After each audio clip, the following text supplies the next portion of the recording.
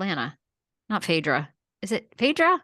Yeah, is Phaedra going to be on? No, you're thinking of, well, oh, I thought you were thinking of what the hell is her name? Cynthia Bailey. I thought you were thinking of Cynthia Bailey is. I thought Phaedra Parks was joining Oh, she's Dubai. joining Married to Medicine. I don't know if she's also filming some Dubai.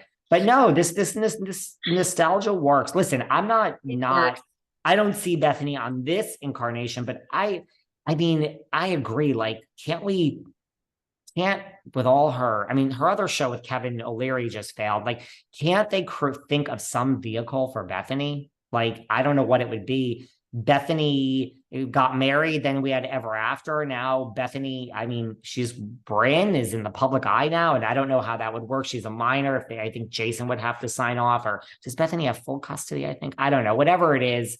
Yeah, like Bethenny's something. I wouldn't be surprised if Bryn were on, like if it was something something.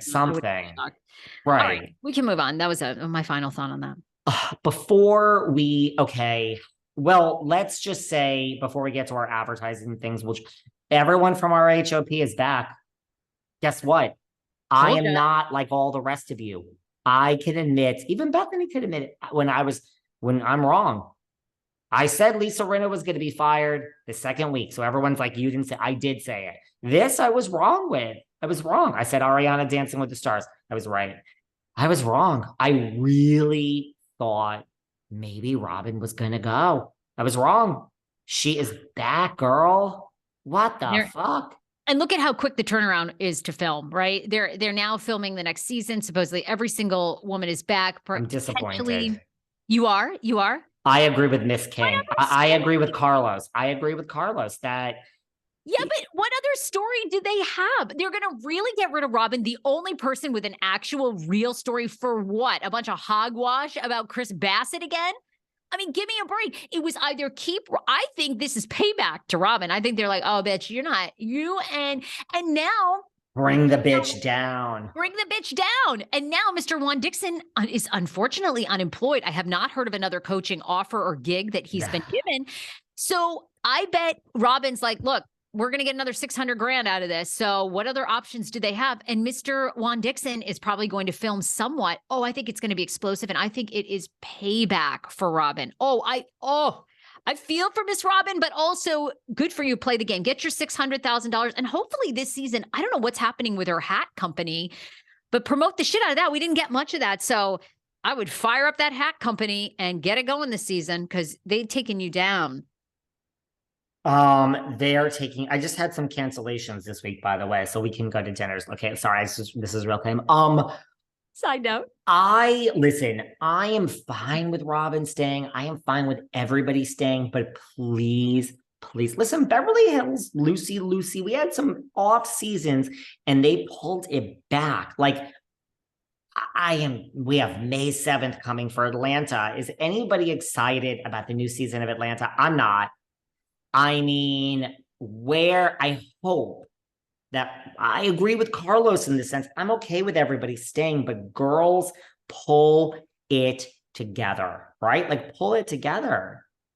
I mean, right? Like, you didn't like last season of Real Housewives of Potomac, did you? Maybe you did. I don't want to sway you. I just want such a good season. They have such potential with this Robin story. Candy Gal's an all-star. The Grand Dame is one of the most hilarious housewives ever. Giselle, I mean, they like her. So you might as well embrace her. They absolutely love her. Andy loves her. The network loves her. They think she is, they think she's the Grand Dame. They think she's funny and witty. I don't know what the professor or Mia bring. I mean, Mia, I guess, shows herself. Getting ready to have probably financial ruin, and then plus the best friend that she threw under the bus. So they're also probably going to bring down. But Mia needs water, girl. She needs a glass of water. She's thirsty. She's not as thirsty as that New York girl that's on Girls Trip 3, but she's thirsty, that Mia. I don't like it. She's thirsty. I mean, I think, I get it. I think that they were smart to bring back everybody and maybe try to introduce somebody new. I mean, now you've got this lawsuit with Michael Darby. Do we get a little Michael Darby and Candace lawsuit? You can't sue another housewife for something civil, but guess what? A husband, almost ex-husband can. You don't sign that contract, you can sue. You can sue for criminal stuff. You can go pursue criminal. You can go to the authorities, but you can't sue civil housewife to civil housewife, thanks to the Danielle Staub clause. But guess what? Michael Darby, I know housewife, he can sue Candy Gal all day.